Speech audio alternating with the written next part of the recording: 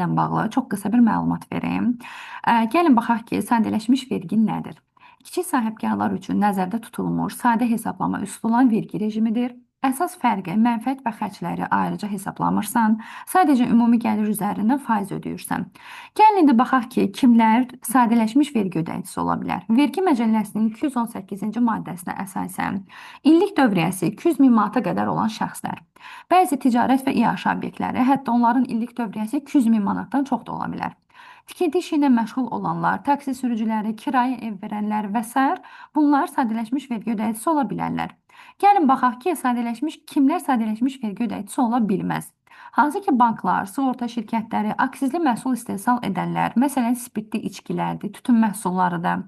Topdan satışla məşğul olanlar, qızıl, xəz və alma satış edənlər, işçilərin sayı çox olan istehsal müəssisələri artıq sadələşmiş vergi ödəyicisi ola bilməzlər. İndi gəlin baxaq ki, sadələşmiş vergi hansı dərəcələrdən hesablanır?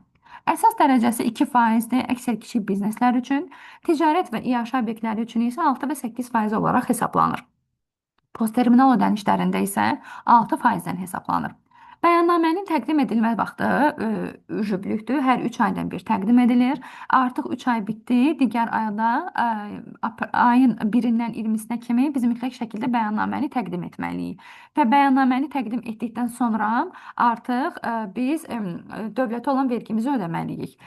Sadə dildə mən bir dənə nümunə hazırlamışam. Gəlin həmin nümunə ilə tanış olaq ki, baxaq ki, sadələşmiş vergini biz necə hesablaya bilərik. Tutaq ki, sizin aylıq satışınız 5000 manatdır, illik gəliriniz isə 60 min manatdır, yəni 200 min manatdan azdır. Buna görə də siz sadələşmiş vergi ödəyicisi ola bilirsiniz.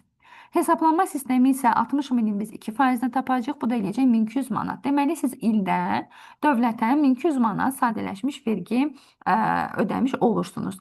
Qısa yekunda sadələşmiş vergi kiçik biznes üçündür, dövriyyədən faizlə hesablanır. Hesablanması çox sadədir, amma hər fəaliyyət üçün də uyğun deyil. Ümid edirəm ki, hazırladığım bu video sizin üçün maraqlı və faydalı olar.